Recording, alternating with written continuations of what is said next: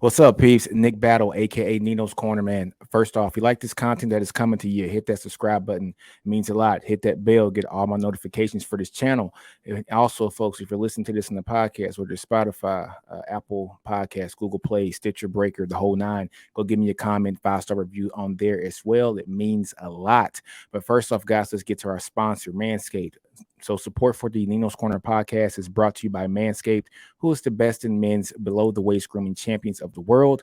Manscaped just launched their fourth generation trimmer, the Lawnmower 4.0. You heard that right, folks, the 4.0. Join over 4 million men worldwide who trust Manscaped with this exclusive offer for you, 20% off and free worldwide shipping using the code Ninos Corner at manscaped.com. Again, 20% off and free worldwide shipping using the code Ninos Corner at manscaped.com. Also, folks, 10% off promo code using the code NCPeeps10 at NinosCornerMerch.com to get the custom Do You merch. You guys know I always end my podcast on Do You. Don't be afraid to fail out, grow your environment, understand your brilliance. So 10% off promo code NCPeeps at NinosCornerMerch.com. But guys, you guys didn't come to hear about all the promos and all the sponsors. You guys are here to talk about this new Texas offensive line overhaul.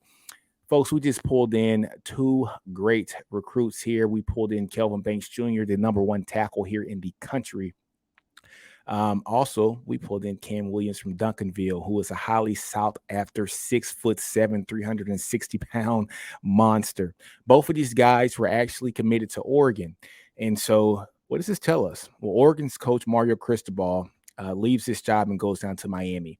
And once that happened, it opened up the floodgates for everything to happen just right for Texas. You couple that with also Lincoln Riley leaving Oklahoma to go to USC, and you have a situation here in Texas where these guys had Oklahoma as well as Oregon as two of their top four destinations. So when you take Oklahoma's coach, which is the offensive system that these guys were probably going to play in if they played it at Oklahoma, you take that away from the equation. You look at OU as being a place where these guys do not want to go anymore. Oregon, basically losing their head coach and him going out to Miami. It's a whole different situation where a kid basically has to decide whether or not he wants to stay in state in Texas or go somewhere that he has never been in Miami just to follow a coach who he previously committed to at Oregon. These kids chose the path to stay close to home. These kids chose the path to have the opportunity to play at least 6 to 7 games in the state of Texas, at least for the next 3 years, so that their parents, their moms, their grandmothers, their dads, their uncles and aunts, they can all come see them play here at the great University of Texas here in Austin over the next few years. These are massive gets, not just because these guys are some big guys. These are massive gets here for Texas. But Texas having a down year, guys, a 5-7 season, for them to be able to pull the number one tackle in the country in Kelvin Jr., and also for them to get one of the most coveted interior offensive linemen here in the country as well, in Cam Williams. You're seeing what this recruiting staff has been able to do. With these two guys actually going to Oregon, most teams would probably back off a little bit, just especially knowing all the NIL money that was coming in from Oregon as well with Nike and also those guys just being committed there for some time and them actually basically telling people that they are 100% locked in. I got to give all the kudos, man, to Cal Flood. Coach Flood being able to stay with these guys, recruit these guys up until the umpteenth hour. And when Cristobal left, guess who had the continuity with these folks? It was Cal Flood. And having that continuity is something that is great, because what did it do? It opened up the opportunity for Texas to slide back in there and have a chance to get both of these guys to come here and represent the state, man. Staying loyal to the soil here at Texas. This helps out immensely because, hey, folks, I think Texas has a couple more offensive linemen that are going to be coming up here for the national signing day one here on Wednesday, the 15th of December. This is going to be a great offensive line class. Just think about this for a minute, folks. A couple weeks ago, we were just wondering, we only had 2 offensive line commitments here in Connor Robinson and also Cole Hudson.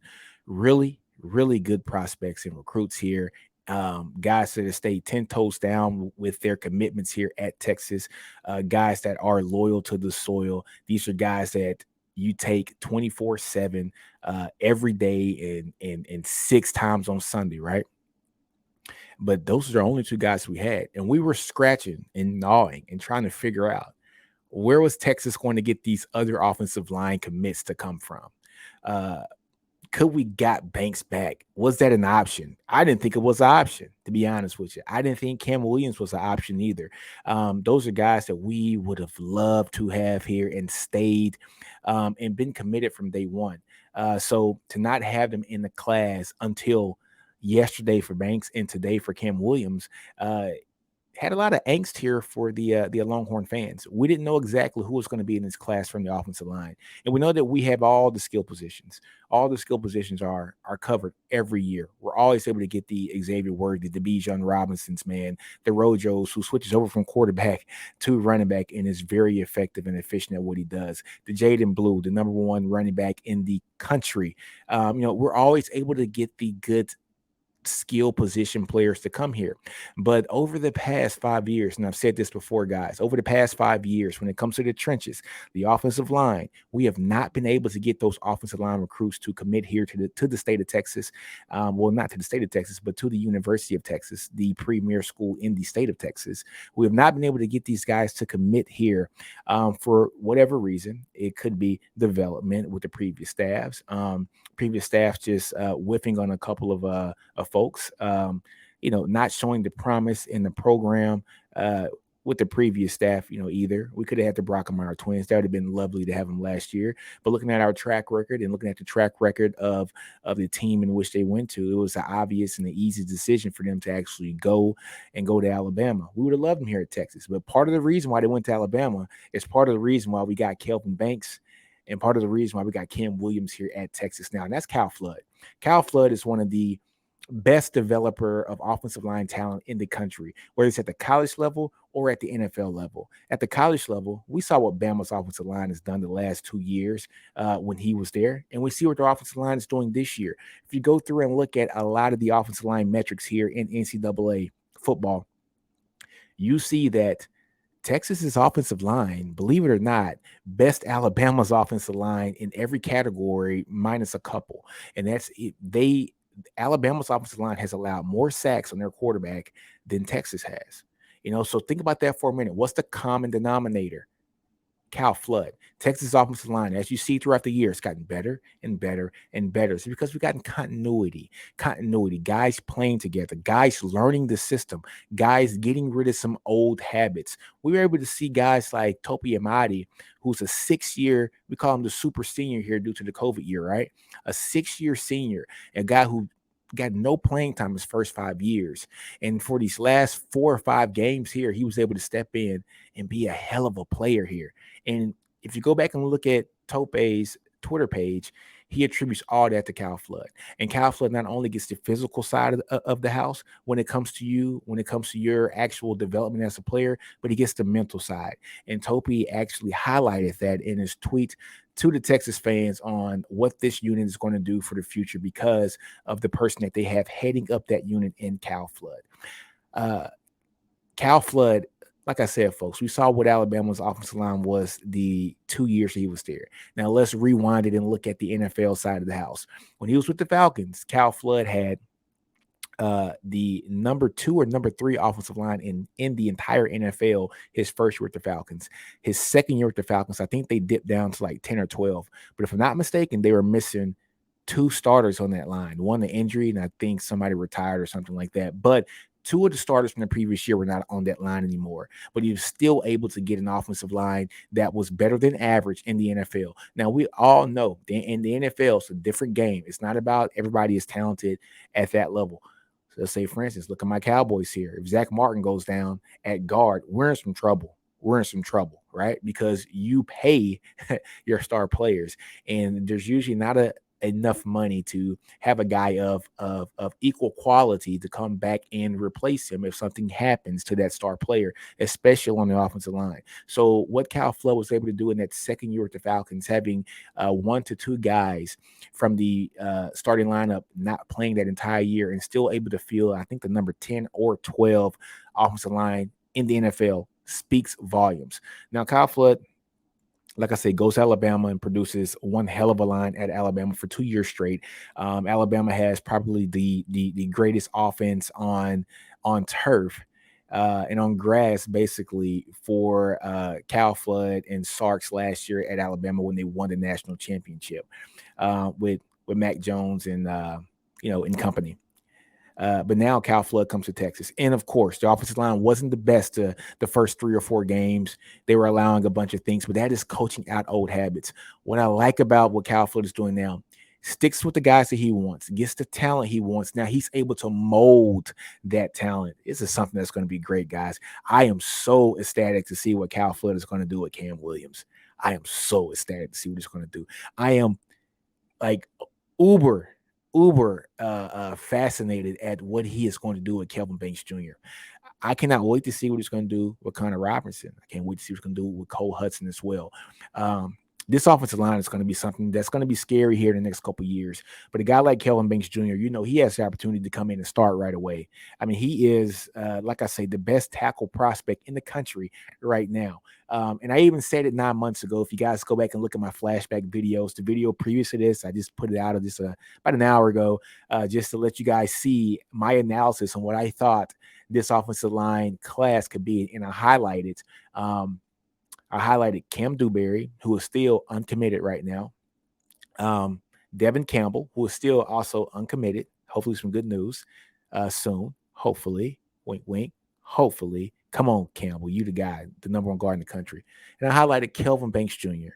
And in that video, I said he was the best tackle in state. At the time, he was committed, I think, to Oklahoma State, and he decommitted. He had recently decommitted. And I said, this guy's the best pure tackle in the state. You look at his film, you see his feet, you see his footwork, you see his speed, you see his length.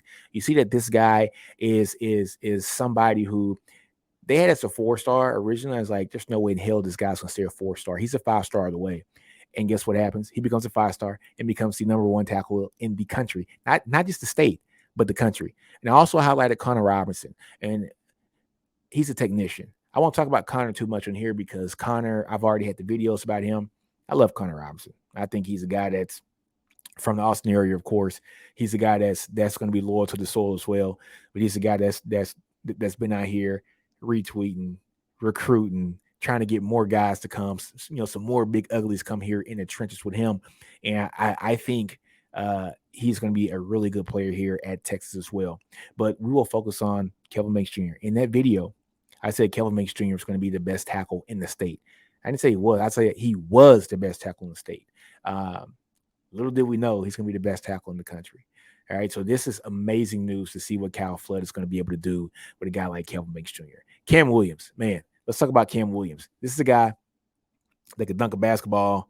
He's uber athletic. For a guy that is 6'7", 360 pounds, you see he is athletic. He is somebody that is just not a sloppy 360. He's not sloppy at all. Yes, he's a big kid. Yes, he's probably going to lose some weight when he comes here to Texas. He's going to trim up. That's what a good strength and conditioning program is going to do. That's what a good weight management program is going to do. But this kid is not sloppy at 360, which is one of the amazing things to see a guy that big, that nimble, that quick, athletic ability to be able to dunk a ball at 360 pounds is something that's fascinating. And so when you have a guy that is explosive like that, when you can get 360 pounds up off the ground and dunking the ball, Jordan was 6'6", right? Kobe was 6'7", right? Imagine Kobe with another 140 pounds on him dunking the ball. That's exactly what Cam Williams is doing as a 6'7", 360-pound kid. Yeah, I'm excited to see what he's going to do. He's very nimble. If you can see Cal Flood get this kid around 345, 340 to 350 range, I mean, that's only 10 pounds, guys, but get the weight in the right portions. Just get them proportioned right. this kid is going to be a monster, especially at guard.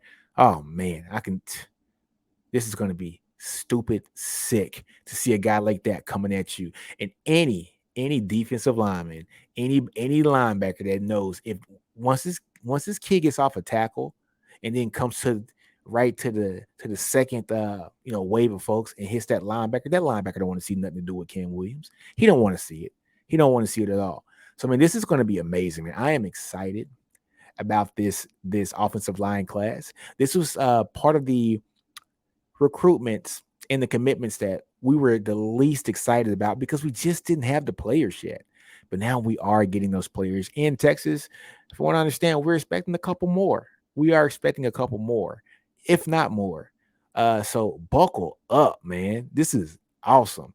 We are shoring up the trenches. I did a podcast with Ty from ATS Sports, and we talked about this last week about yes, Texas has had highly successful recruiting classes, meaning that these classes were always top 10, top 7, top 5. They had really good recruiting classes when it comes to their rankings, but there was no cohesion in these recruiting classes. Meaning, yes, I made the comment that I thought that the Texas recruiting classes were like Lamborghinis or like, Maseratis and Ferraris. Beautiful cars, but they had Walmart tires. Walmart tires, meaning that the foundation for this class, which should be the offense and defensive line, was not there. And so you can have all the skilled players in the world, all of them in the world. But if you don't have a solid offensive line, guess what? You're not going to be able to implement the offense that you want so that these skilled players can go out and do their thing. And so now, once you get these guys coming here to this campus and you are getting solidified blue chip players and prospects and commits to come here to Texas, like a Kelvin Banks Jr., like a Cam Williams, you can start to solidify that offensive line and rebuild this team from the foundation up. You guys want to know why Texas isn't back and why Baylor has been able to get back twice in 5 years? It's because Baylor has had the offensive line commitments and recruits in place to be able to implement their offense. Like I said before, Texas, over the last 5 years, from 2017 to 2021, 18 offensive line commitments. That's including grad transfers. Okay. Over that same, it was tied dead last in the Big 12 with Kansas. In that same time frame, the team that had the most offensive line recruits? It was Baylor. And the team that had the second most were Oklahoma. So people are going to look at me and say, well, Baylor hasn't been good. Yes, they have. Look at what Matt Rule was able to do with his recruiting classes. Look at what David Aranda has been able to do. They have been able to rebuild Baylor from the foundation up 2 times in 5 years. 2 times. Okay. So Matt Rule takes a team that wins one game. Within 3 years, they're winning 11 games in the Big 12 championship. Then he leaves and goes to NFL. David Aranda comes in the COVID season, wins 2 games, and then the next year wins the Big 12. You want to know why?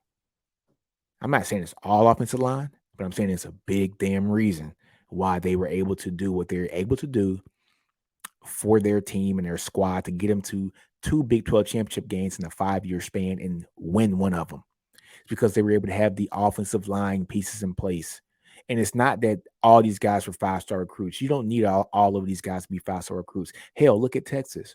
Our last 2 offensive line draft picks, when you look at Connor Williams, when you look at Sam Cosmi was the second lowest ranked offensive lineman in his class.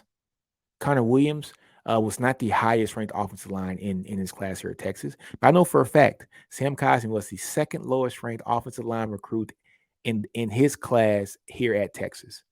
And we didn't have many of them that year. Okay. They were both 3-star guys, 3-star offensive linemen.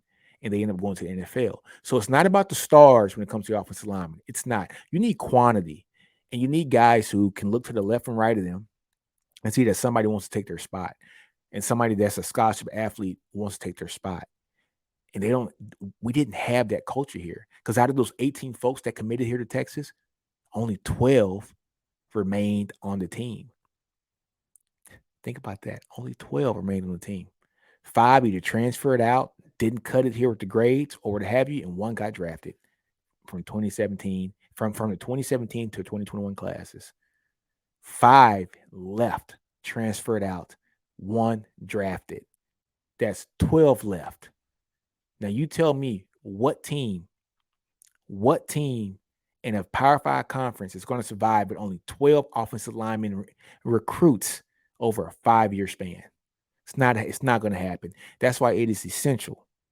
That's why it is important for Texas to recruit very well this offensive line cycle. And they are doing that with 4 offensive linemen already committed and possibly 2, maybe 3 more. Can you imagine if we bring 6 offensive linemen in this class? Do you know what that's going to do for the cohesion, for the development? Even if all those guys can't play right away, because we know they can't play right away. And Texas fans, please, please, please take note. Just because we get some 5 stars doesn't mean they should play the first year. If you are playing young 18-year-old kids going against a savvy 22-year-old senior in college, that 18-year-old is going to get mollywopped.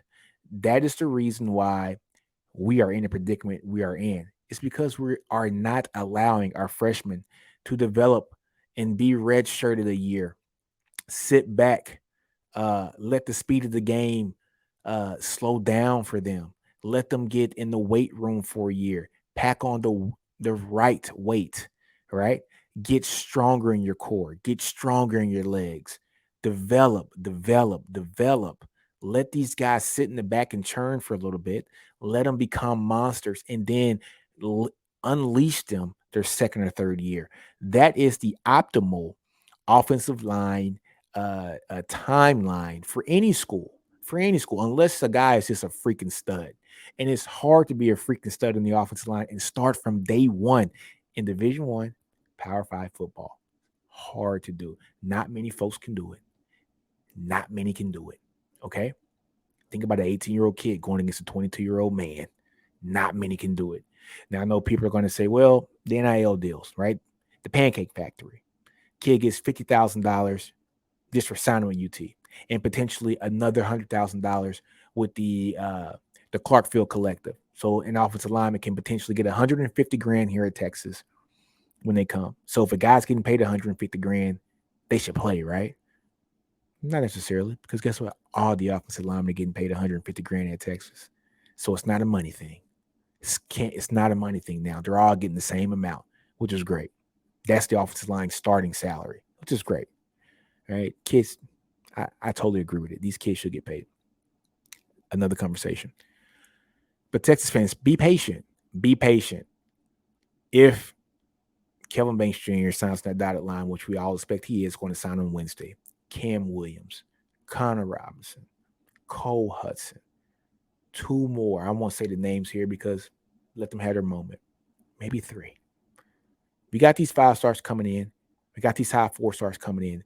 Please don't get on these message boards saying that the starting offensive line for the 2022 season is going to be freshman.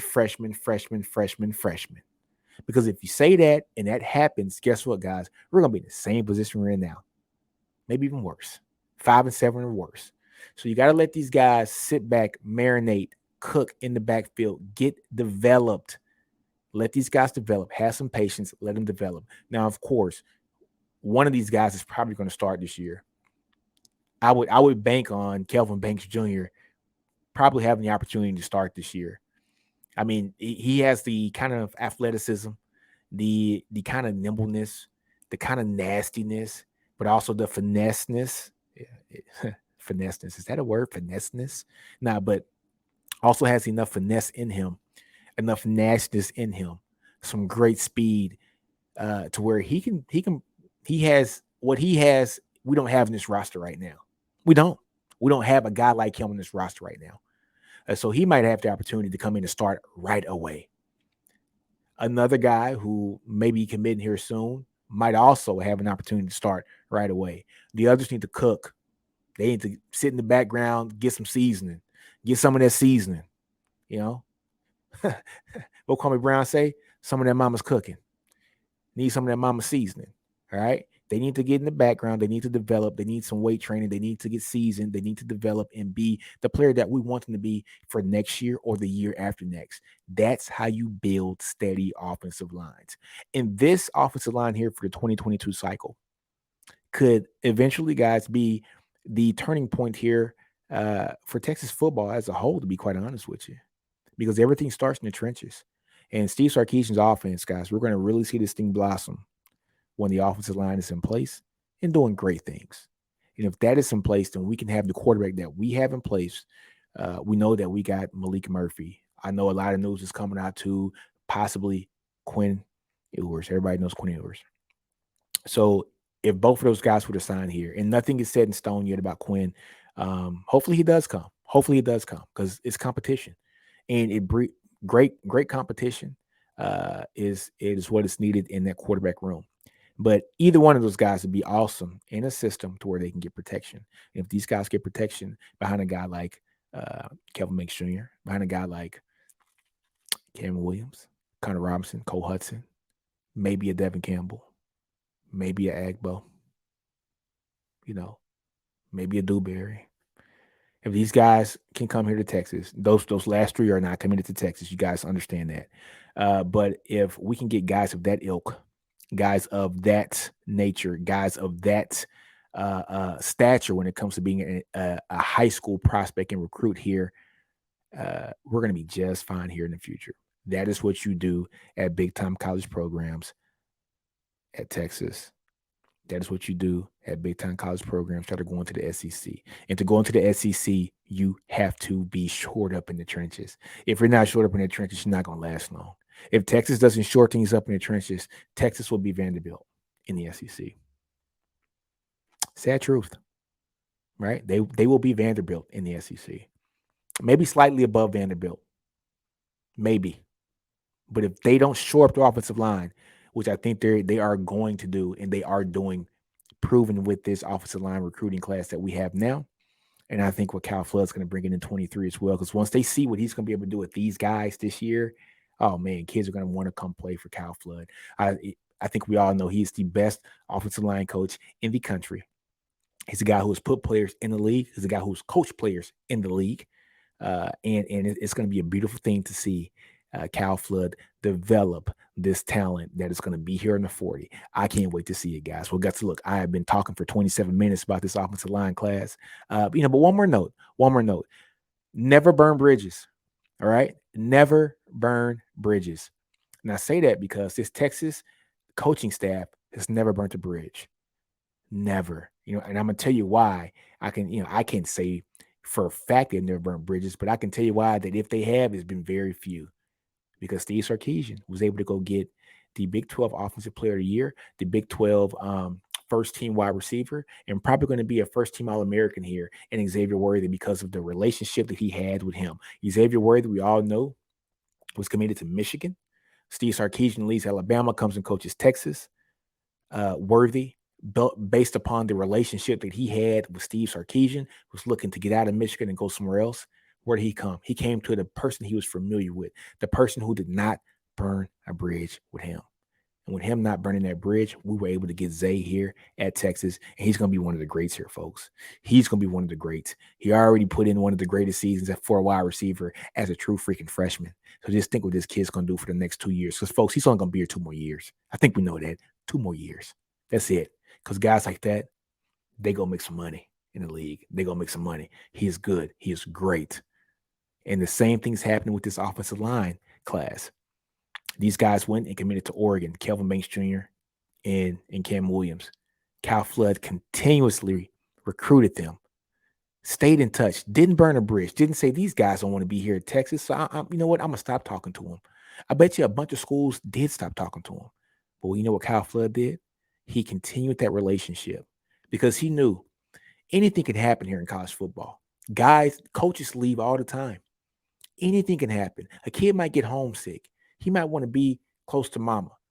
His grandmother might have a problem where she has to, be in the hospital for some time. He just wants to be able to be close to home in case something happens to his family.